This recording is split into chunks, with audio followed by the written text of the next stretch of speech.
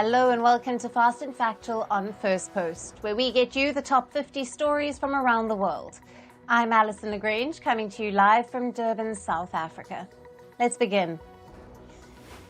In our top stories, the top commander of Iran's Revolutionary Guard warns Israel, says the country would face bitter consequences for its attack.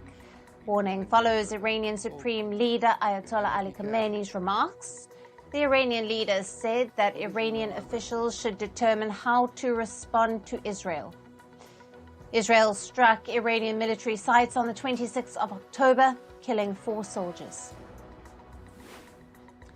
Meanwhile, Israeli Prime Minister Benjamin Netanyahu says that Israel has hit Iran's ability to defend itself and produce missiles, adding that the Israeli airstrikes on Iran were precise and powerful. The remarks were made during the memorial service for soldiers killed in Hamas's October 7 attack last year. According to medics in Gaza, an Israeli airstrike on a school housing displaced Palestinians and killed at least 9 people. The strike in the Shati camp of Gaza wounded 20 others, and the deceased include 3 local journalists belonging to Hamas media. Egyptian President Abdel Fattah al-Sisi comes up with a new truce proposal for Gaza. The 2-day truce proposal involves a limited exchange of hostages and aims at securing a complete ceasefire. Al-Sisi says the proposal would be followed by more negotiations within 10 days. However, he did not confirm whether the plan has been presented to Israel or Hamas. Spanish Prime Minister Pedro Sanchez is on his first official visit to India. Prime Minister Narendra Modi holds a roadshow with Sanchez in Gujarat. The 2 leaders inaugurate India's first private military aircraft manufacturing facility. Prime Minister Modi and Sanchez also held bilateral talks. The Spanish Prime Minister will visit Mumbai tomorrow. An Indian army vehicle comes under attack in Akhnur region of Jammu and Kashmir.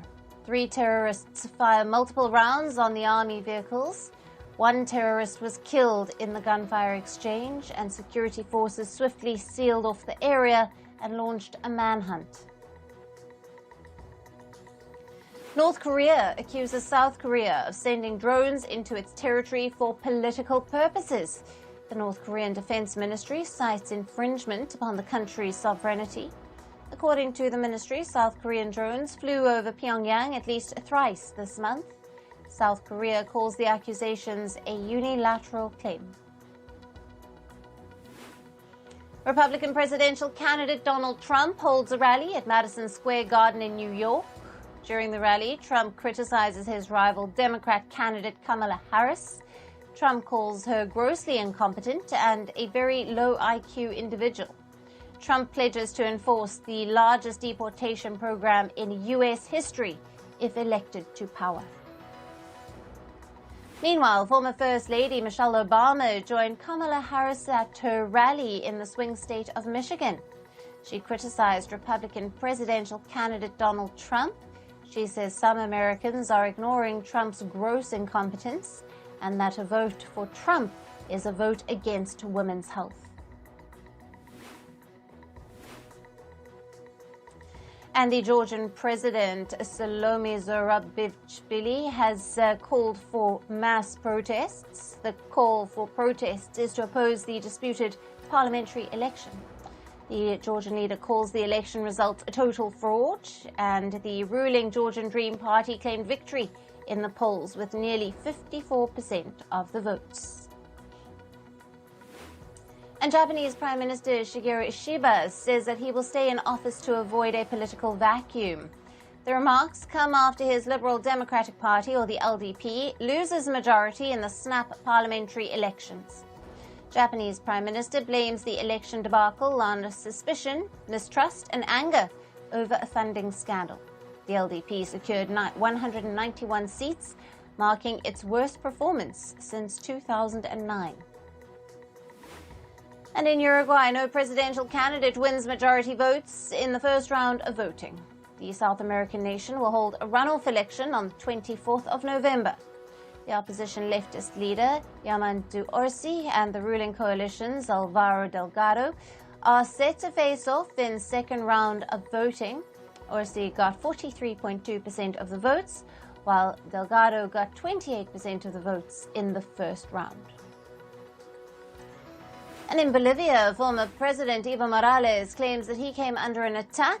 Morales says the gunman tried to kill him while he was en route to give an interview. The attack left his driver injured. He blames the current president, Luis Arce, for the attack. And in climate news now, the Air Quality Index, or the AQI, in India's Delhi is in the very poor category. Now, yesterday it was as high as 363, which is significantly more than the WHO standards. People in Delhi NCR region woke up to a blanket of smog in the sky. The pollution situation comes ahead of the Indian festival of Diwali. The setting off of fireworks, which is a Diwali tradition in India, is likely to worsen the AQI. And tropical storm Trami made landfall in Vietnam on Sunday. It brought torrential rains and winds of up to 74 kilometers per hour. 3 people died in the provinces of Quang Nam and Tuan Tien Hu. Now, authorities warned heavy rains could trigger floods in the central parts of the country. The storm has also forced authorities to shut down 4 airports.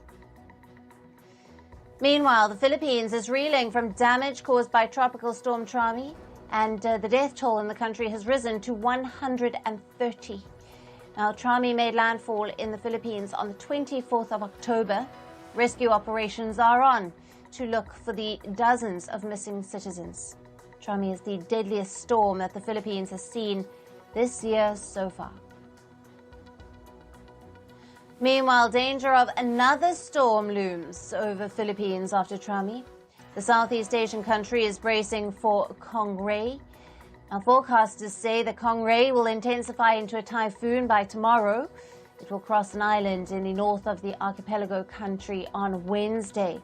At least 20 storms pummel the Philippines or its surrounding areas every year. And rare rains hit Morocco's Sahara Desert, inundating sand dunes and palm trees. It filled up dried-up lakes and ponds in the tourist town of Merzouga. Now, locals and tourists rejoiced. This as a gift from the heavens. The downpour is a much-needed relief for Morocco, as the North African kingdom experienced its worst drought in nearly 40 years. And climate scientists fear that climate change could intensify volcanic activity in Iceland. The Askja volcano, which is Iceland's most dangerous and active volcano, could erupt sooner than predicted. The Askja volcano has been in a state of unrest since 2021, and scientists say its next eruption could be hastened by the melting glaciers of Iceland. And the COP16 Biodiversity Summit in Colombia enters its second week. Experts have so far reached clear on one sure-shot conclusion. They say that humans are the biggest threat to Earth. Human beings impact land, the seas, and all forms of life. Additionally, 2/3 of the planet's oceans have been degraded. The second week of the COP16 will focus on goals to reverse biodiversity loss by 2030. And on to business and tech news now. Japanese currency, the yen, fell to a 3-month low today. This is after Sunday's election results showed the country is heading for a minority government. Prime Minister Shigeru Ishiba's coalition lost its parliamentary majority. Amid uncertainty, the yen fell by as much as 0.8% to 153.34 against the dollar. Meanwhile, the Japanese stock market defied expectations. The Nikkei 225 index rose by over 2%. A new report says that 7 European countries are easing laws for startups. The report by European venture capital firm Index Ventures claims that they want to bring on par with the US. Now, Germany, France, Portugal, and the UK are among the leading countries making changes, and the move aims to attract more investment and talent into the startup space. American pharma giant Eli Lilly has received approval to sell its weight loss drug in Hong Kong. Authorities have approved the use of the Mounjaro injection. It is used for both long-term weight management and type 2 diabetes. Eli Lilly has said that its sales in Hong Kong could start as early as the end of the year. And fast food giant McDonald's says that its beef patties are not linked to the E. coli outbreak in the U.S. A test by the Colorado Department of Agriculture has cleared the hamburger patties. McDonald's says it would resume selling its quarter pounder in the coming week. The fast food giant had removed beef patties from the menu after they were linked to the outbreak. The outbreak has killed at least one person and affected dozens others. And South Korean battery maker LG Energy Solution has reported a 39% drop in quarterly profits. The firm earned just $322 million in profit between July and September this year. The firm supplies car batteries to electric vehicle makers like Tesla, General Motors, and Hyundai Motors. Slowing demand in the EV sector has impacted the firm's business. LG Energy Solutions expects further slowdown going ahead. And plane maker Boeing reportedly plans to launch its fundraiser starting today. The plane maker has received approval to raise about $25 billion from the market. Reports say that Boeing could raise over $15 billion in the first round. This will be through a mix of stock sales and debt. Boeing has been impacted by month-long workers' strike. And German automaker Volkswagen is reportedly planning to cut expenses. The firm may implement a 10% wage cut and cap bonuses for top-tier employees. Volkswagen is also exploring possible closures of some German production sites. The automaker has been under pressure to reduce costs amid high competition. And Italian police have placed 4 people under house arrest in an alleged government data breach case. Among those arrested is Leonardo Maria Del Vecchio, the son of the late founder of Ray-Ban maker Luxottica, and Maria Del Vecchio serves as the chief strategy officer of the Italian eyewear brand. Now, reports say that the case is related to a private intelligence firm illegally assessing the government databases, and this data was later sold to blackmail businessmen and politicians. Indian food delivery platform Swiggy has reportedly reduced its market valuation for the upcoming public listing. The firm now plans to achieve a market value of around $11 billion during the initial public offering.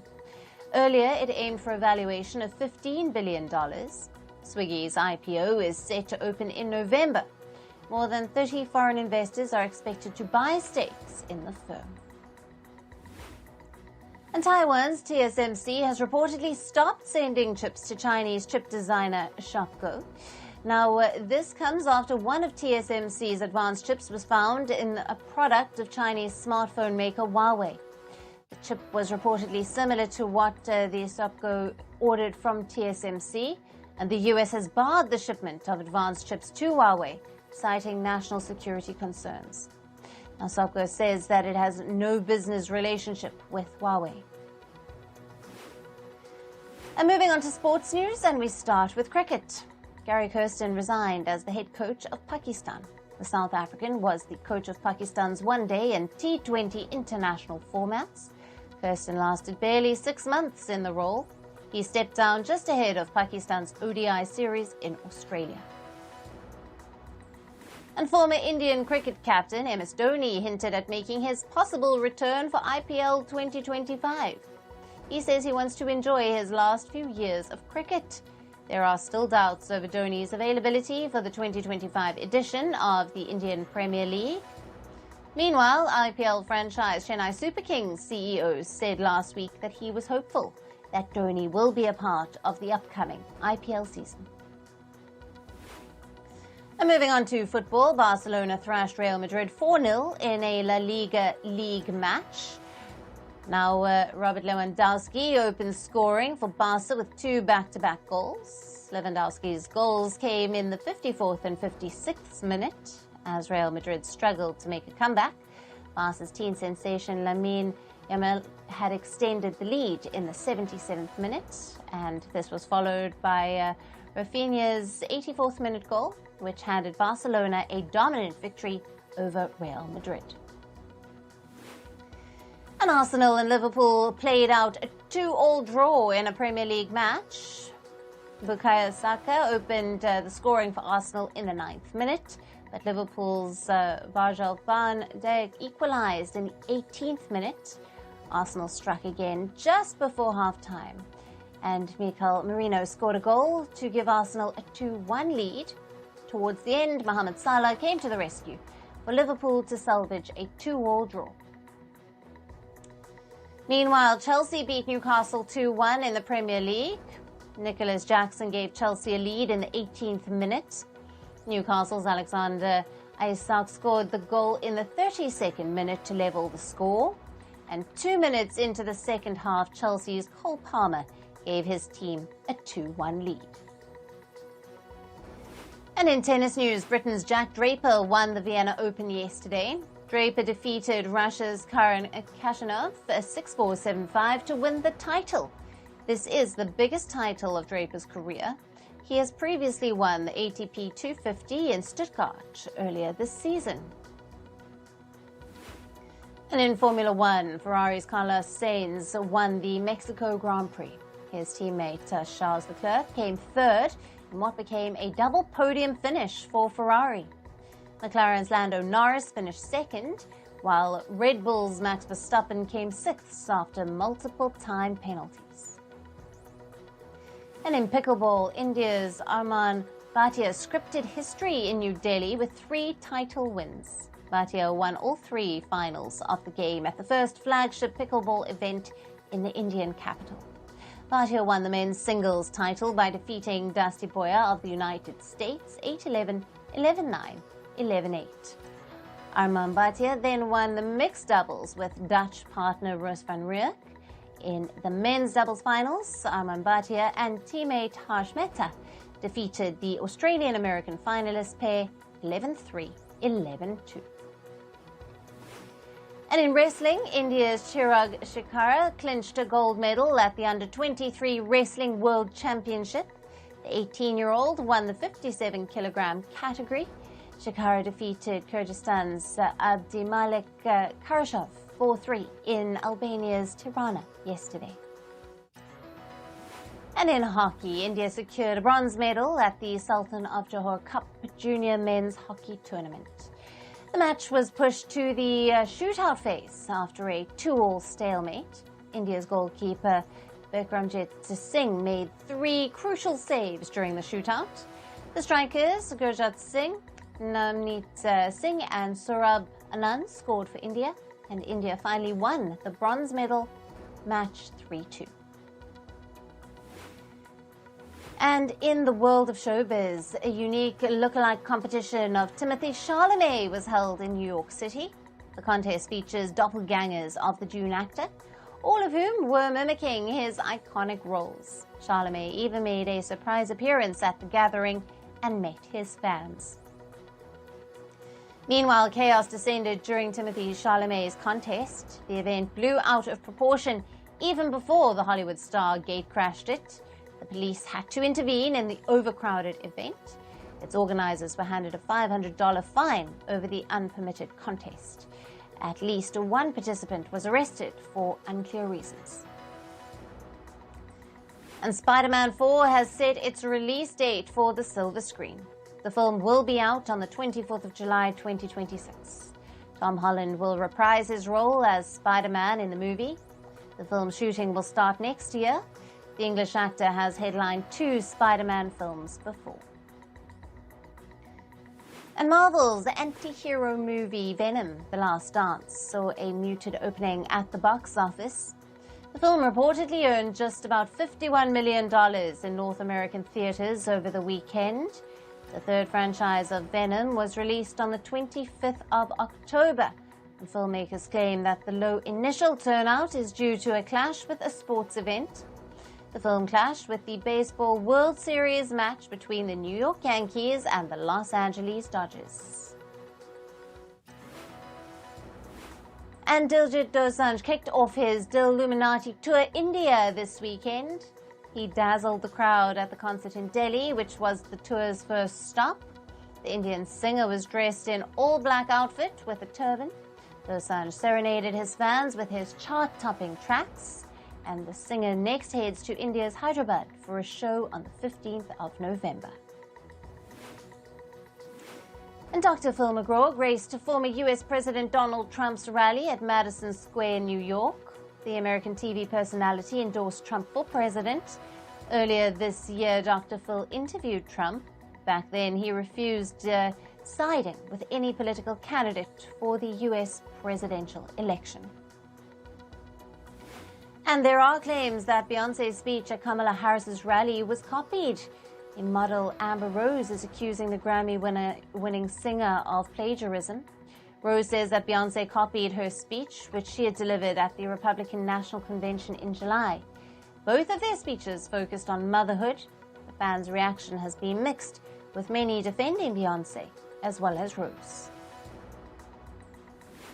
And rolling in the deep, singer Adele spotted Celine Dion at her concert in Las Vegas. She paused while singing and approached Celine Dion seated in a box.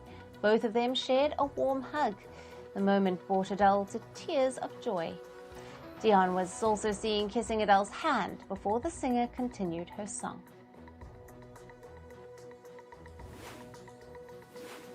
And Lady Gaga has released her new electro-pop single. The song is named Electric. The track serves as the first preview of her upcoming studio album. The electropop song is based on dystopian themes. Gaga also posted a teaser of the music video in the lead-up to the release. And Jerry Taylor, the Hollywood producer and writer, has died at the age of 86. She was known for her work on Star Trek: The Next Generation and Star Trek Voyager. Taylor wrote more than 30 episodes of the Star Trek franchise. She also earned an Emmy nomination as a producer for Star Trek: The Next Generation. And with that, it's a wrap on this edition of Fast and Factual. Thank you for watching. Stay tuned to Firstpost.